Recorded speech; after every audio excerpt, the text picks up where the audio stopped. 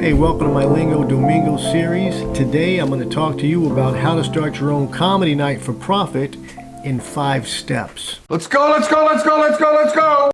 Now this is a step-by-step guide including location prerequisites, the equipment requirements, quick tips and links for recommendations in the description. You can do it! This can be a fairly low-cost, high-profit niche or side hustle. You can do it! You can do it! But it still has risk. Move on. You can lose your investments if the shows fail. Move on. Okay, so with that in mind, what's it going to take to get started? 1. Step 1, do I need a license?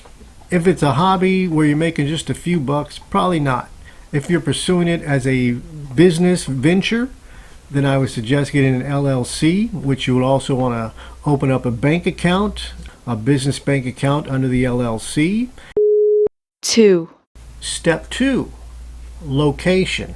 You need a place for the show. Where are you going to have this comedy show? Remember this, the more the place provides, the easier it should be.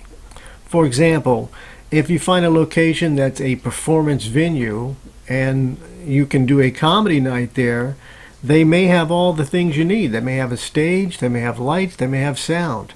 If they have everything, basically all you got to do is just book the shows, run the shows, pay everyone, and go home. Problem solved. Problem solved. That's not always the case. Now here's a few don'ts that you want at the location. You don't want to have televisions on during the show. You don't want to have pool tables open during the show. You don't want to endanger the talent during the show, and you don't want to have distractions of any other kind if possible.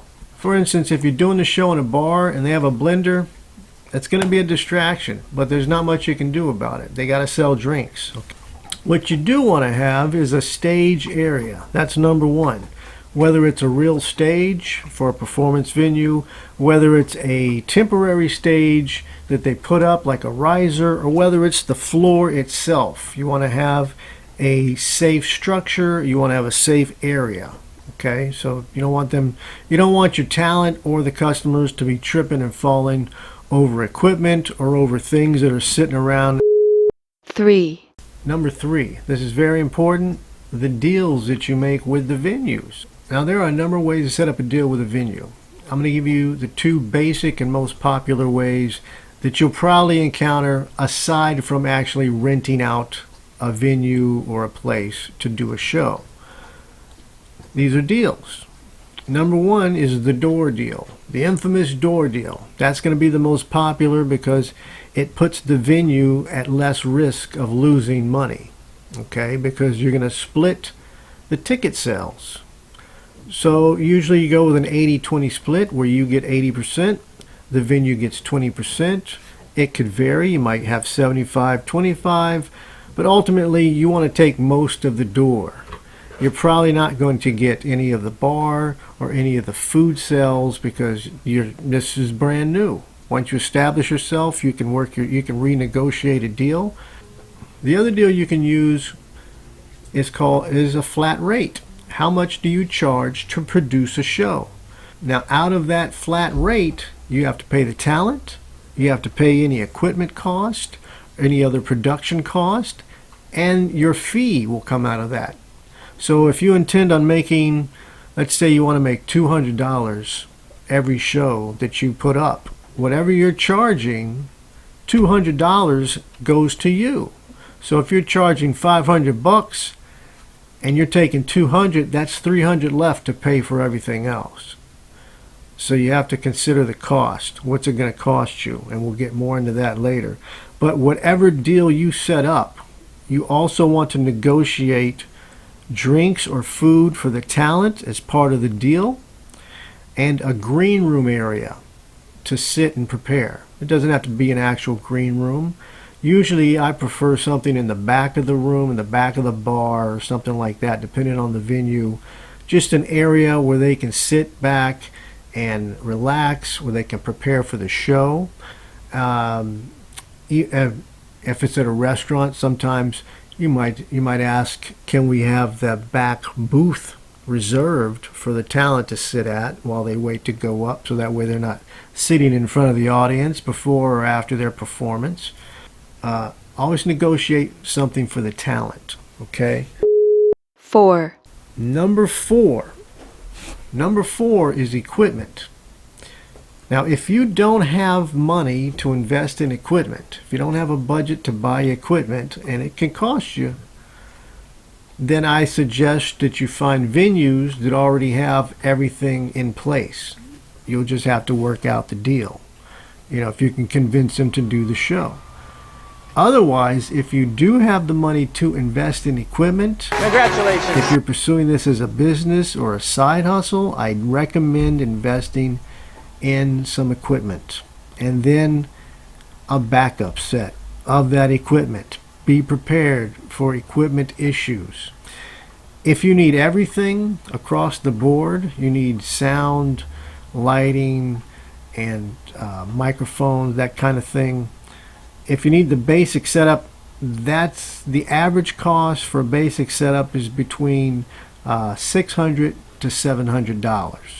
Move on. You can get a decent setup for your sound and your lighting for that amount, okay? So here's what you would need, and I will have examples for you. A PA system, of course, and you want to keep it simple. That's going to be a recurring theme.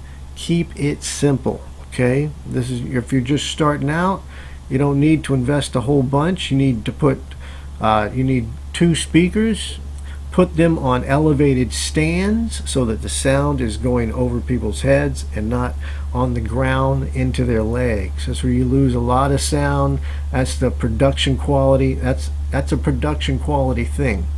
So you want the simple setup, and you want to keep it simple with the setups and simple for the breakdowns. Keep the equipment simple. You need microphone. You need a cable, microphone cable. You need a microphone stand.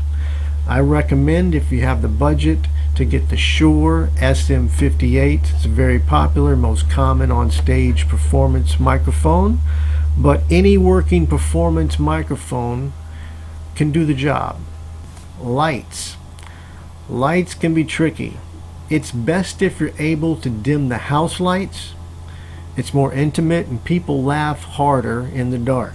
See if you can dim the lights. If the lights are on, that's fine. It's not a big issue. That's up to the venue depending on where you're at. Now, stage lights may be needed, and you want to keep it simple. Remember, the goal is you just need to be able to see the person in their face. That's the goal. You need to see who's talking up there. I recommend something inexpensive to start out with until you can scale up. If you're scaling up, where you get a spotlight, that kind of thing. I put a couple of choices in the description. 5, Number 5, this is very important. Use one email address to do business. Use the email itself as the basic agreement. Okay? That way you can keep record. It's in print. You can confirm your shows through the emails. You can lay out the itinerary, the location, the cost, the time, everything right there. Keep it simple. Speaking of talent, you want to pay your talent fairly and competitively. As a matter of fact, you want to pay them above market if possible. What's the going rate in that market? Pay more if you can. Pay a little bit more. You want your talent to look forward to working with you again. You're building the relationship. Here's some quick final thoughts. Start small with a monthly room. Try setting up shows at places you feel comfortable going. Breweries, bars, lounges, restaurants, laundromat, wherever. Just remember, the more they can provide, the better. Keep good records, spreadsheets of the shows, venues, schedules, talents booked, all in one place. Before you schedule the show, have the money for the budget in hand already. Never leave the gig owing anyone, okay? Now, don't forget to establish who's promoting the show, whether it's you, the venue, or both of you. Hey, and if you set up a comedy night, hey, let me know how it goes. Thanks for watching. If you enjoyed the content, hit that subscribe. It helps me out, helps the channel grow, and I'll see you next time. Thanks. I'm Tony God. I'm out. Like, follow, subscribe.